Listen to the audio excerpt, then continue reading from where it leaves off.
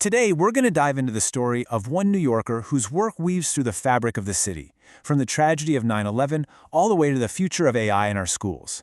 This is the case for Keith De Cesare, a true catalyst for change and why he is such a compelling nominee for a prize that bets on people. So let's start with his vision, in his own words. Now, this isn't just some corporate mission statement. This is the DNA for 3 interconnected projects that touch on New York's past, its present, and its future. And it's the core of why he's up for a very special award. To really get the case for Keith, you first have to understand the prize itself.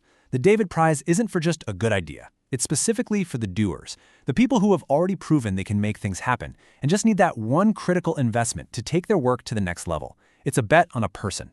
And as you're about to see, Keith DeCesare is a really, really good bet. All right, so here's our roadmap. We're going to build the case for Keith DeCesare piece by piece, and our journey starts in one of the city's darkest hours, where we find the first powerful piece of evidence of his incredible hands-on impact. Every New Yorker remembers where they were on September 11th. But not everyone responds to a tragedy like that by creating something that helps an entire city start to heal. Let's look at how his immediate actions showed a level of personal initiative that was, frankly, unmatched. So in the immediate aftermath of the attacks, we're talking days later when the city was still in shock, he didn't wait for a committee or a plan. He just acted.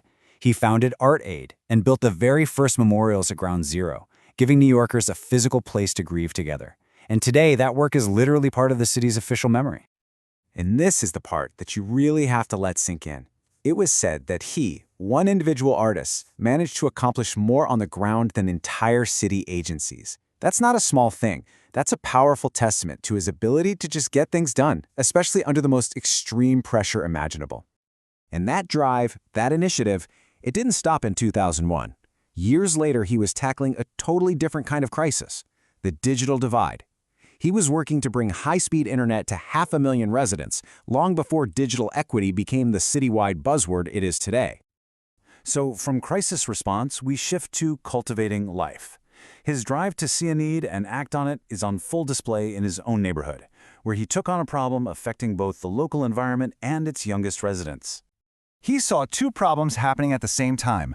The habitats for monarch butterflies were vanishing, and at the same time, city kids were getting less and less access to nature.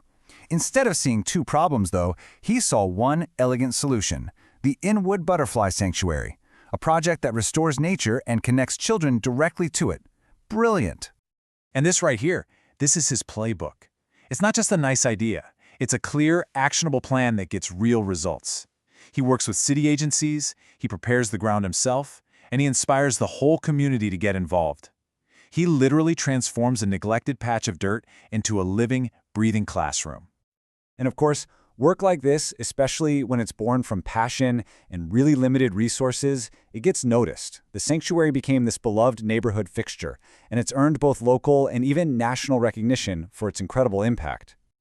Okay, so now let's see how he's taking that same forward-thinking, roll-up-your-sleeves approach to a brand new challenge, making sure the AI revolution doesn't leave our most vulnerable students behind.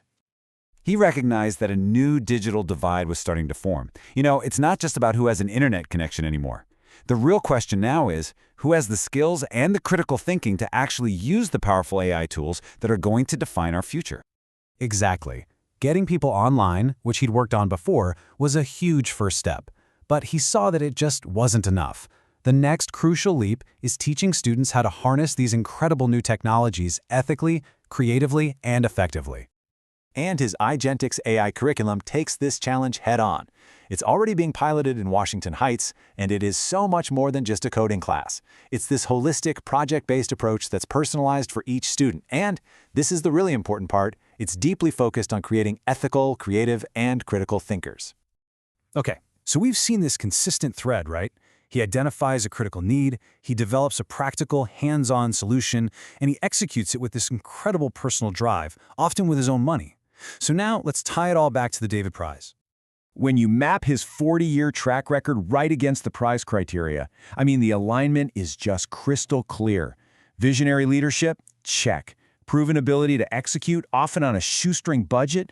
Big check. A genuine need for funding? Absolutely. His projects are only limited by resources, which gives this prize incredible catalytic potential.